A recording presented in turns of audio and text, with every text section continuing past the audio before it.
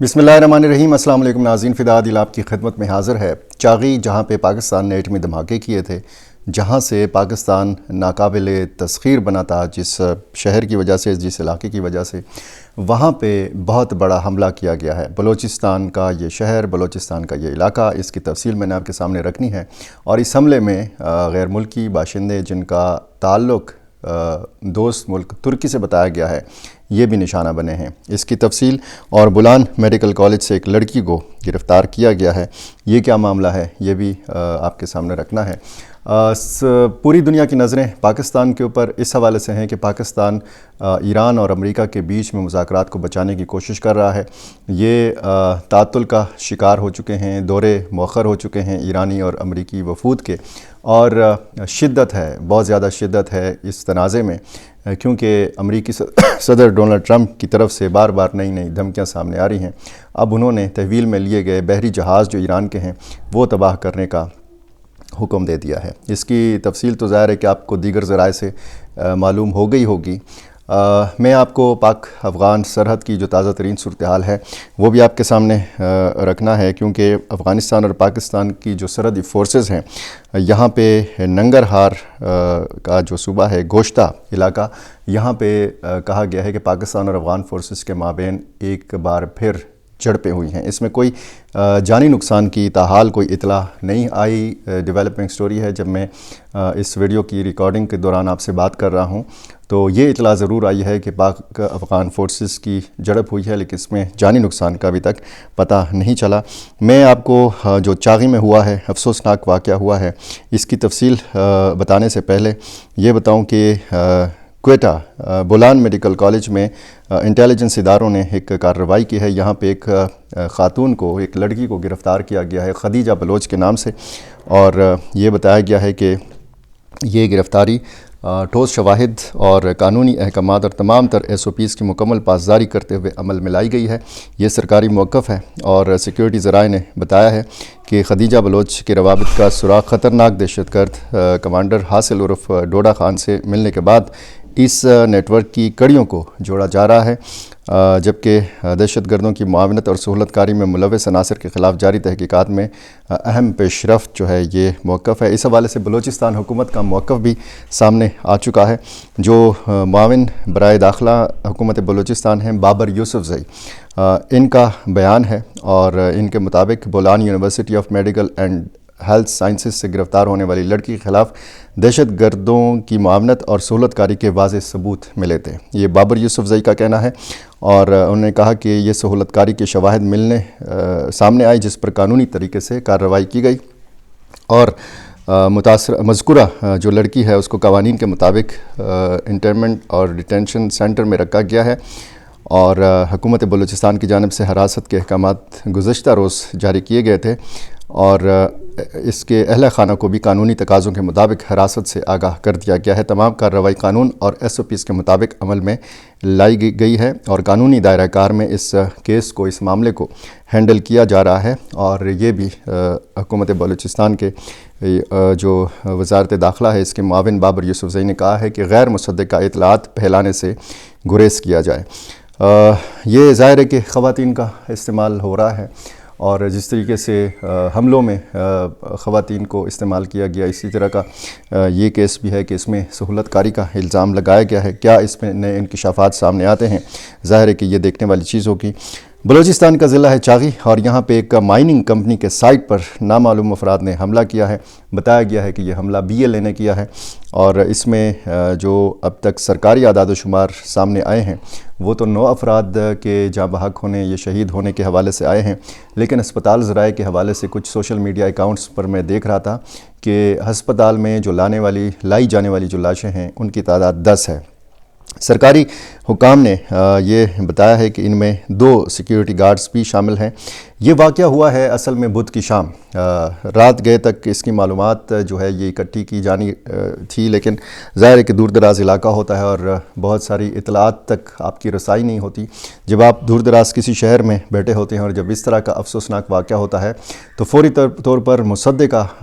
Information, मुसद्दिका तस्दीक शुदा जो इतलात हैं उन तक रसाई बहुत ज़्यादा मुश्किल हो जाती है। आज جمعرات کا دن 23 اپریل ہے اور یہ واقعہ ہوا ہے 22 اپریل کی شام کو، اور بتایا گیا ہے کہ یہ جو اس واقعے کے جو نقصانات ہیں ان کی تفصیل بھی کچھ نہ کچھ سامنے آئی ہے۔ اس کمپنی نے جہاں پہ یہ حملہ کیا گیا ہے یہ علاقہ ہے داریگوان، یہ ضلع چاغی کا علاقہ ہے داریگوان۔ یہاں پہ کمپنی کی جانب سے تصدیق کی گئی تھی کہ یہ واقعہ ہوا ہے، لیکن اس کی تفصیل فوری طور پر نہیں آئی تھی۔ کمپنی کی جانب سے ایک بیان بھی جاری کیا گیا ہے جس کے مطابق حملے کے فوراً بعد سیکیورٹی فورسز نے علاقے کو محفوظ بنا لیا تھا۔ یہ نیشنل ریسورسز پرائیویٹ لمیٹڈ کی سائٹ پر یہ حملہ کیا گیا۔ اس کمپنی کا نام بتایا گیا ہے نیشنل ریسورسز پرائیویٹ لمیٹڈ، اور کمپنی کی جانب سے ایک پریس ریلیز جاری کی گئی ہے اور بتایا گیا ہے کہ شام 5:45 پر بلوچستان کے ضلع چاغی میں داریگوان کے علاقے میں نیشنل ریسورسز لمیٹڈ کی سائٹ پر نامعلوم افراد نے حملہ کیا، اور اس بیان کے مطابق فرنٹیئر کورس سمیت سیکیورٹی فورسز نے فوری طور پر کارروائی کرتے ہوئے علاقے کو محفوظ بنا لیا ہے۔ کمپنی کا کہنا ہے کہ اہلکاروں تنصیبات کی حفاظت یقینی بنانے کے لیے کلیئرنس اور سرچ آپریشن جاری ہے۔ نیشنل ریسورسز لمیٹڈ کا کہنا ہے کہ کمپنی قانون نافذ کرنے والے اداروں کے ساتھ قریبی رابطے میں ہے اور مزید معلومات دستیاب ہونے پر تازہ صورتحال سے آگاہ کیا جائے گا۔ یہ بھی بتایا گیا کہ ملازمین اور آپریشنز کی حفاظت اور سلامتی کمپنی کی اولین ترجیح ہے۔ یہ جو کمپنی ہے یہ کوئٹہ میں رجسٹرڈ ایک نجی پاکستانی کمپنی ہے۔ یہ فاطمہ فرٹیلائزرز، لبرٹی ملز اور لکی سیمنٹ کے درمیان قائم ایک جوائنٹ وینچر کے طور پر تشکیل دی گئی ہے۔ کمپنی کی ویب سائٹ پر دستیاب معلومات کے مطابق NRL کے پاس بلوچستان میں 500 مربع کلومیٹر میں سونے اور تانبے کی تلاش کا لائسنس ہے۔ اس حملے کے بارے میں بتایا گیا ہے سرکاری حکام کی جانب سے کہ اس میں کم از کم 9 افراد جو ہیں یہ جاں بحق ہوئے ہیں۔ ان کا کہنا تھا سرکاری ذرائع کا کہ اس میں دو پرائیویٹ سیکیورٹی گارڈز یہ شامل ہیں اور مزدور شامل ہیں۔ ایسی اطلاعات بھی ہیں کہ ایک ٹینک جو ہے پٹ گیا، جو فیول کا ٹینک تھا، اور جس کی وجہ سے کچھ مزدور جو ہے یہ جلس گئے اور شہید ہو گئے۔ جو شہید ہونے والے افراد ہیں ان کو مقامی جو اسپتال ہے دالبندین یہاں پہ منتقل کیا گیا، کچھ زخمیوں کو کوئٹہ ہسپتال منتقل کیا گیا اور جن کی حالت تشویشناک تھی۔ اور یہ بھی بتایا گیا ہے کہ جو مارے جانے والے یا جاں بحق ہونے والے افراد ہیں ان میں ایک ترکی کا شہری بھی شامل ہے جو وہاں پہ ڈرلنگ کا کام کرتا تھا۔ ایسی اطلاعات بھی گردش میں ہیں کہ کچھ اہلکاروں کو، کچھ وہاں پہ جو لوگ کام کرتے تھے ان کو حملہ آور اپنے ہمراہ بھی لے گئے ہیں، اور ان کے حوالے سے بھی بتایا گیا ہے کہ ان میں بھی ایک ترک شہری جو ہے یا ایک غیر ملکی جو ہے وہ شامل ہے۔ لیکن اس بات کی یہ اغوا کی یا تحویل میں لیے جانے کی جو اطلاع ہے اس بات کی تصدیق نہیں ہو سکی۔ اور یہ بھی بتایا گیا ہے کہ حملہ آور جب آئے تو سائٹ پر جو مشینری تھی اس کو انہوں نے نقصان پہنچایا، آگ لگائی، اور یہ ظاہر ہے کہ ایک ایسی صورتحال ہے کہ اب پورے بلوچستان میں آپ دیکھیں تو ایک ہی دن میں 12-14 جو اضلاع ہیں، جو شہر ہیں، ان کو نشانہ بنایا گیا۔ جعفر ایکسپریس ہائی جیکنگ کا واقعہ، آرمی پبلک اسکول کی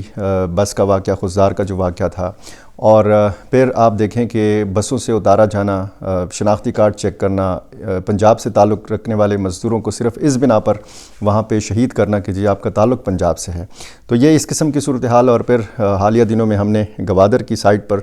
کوسٹ گارڈز کے اوپر سمندری حدود کے اندر حملہ دیکھا جس میں 3 اہلکار جو ہے یہ شہید کر دیے گئے، کیونکہ گوادر پورٹ کی اہمیت بڑھ گئی تھی۔ جب آبنائے ہرمز کے حوالے سے ایران امریکہ جنگ کے حوالے سے بات ہوتی ہے، اور پھر جب سمندری حدود یا بندرگاہوں کی اہمیت کے حوالے سے بات ہوتی ہے تو پھر گوادر پورٹ کو مستقبل کا دبئی قرار دیا جاتا ہے، اور ملک دشمن عناصر نے اسی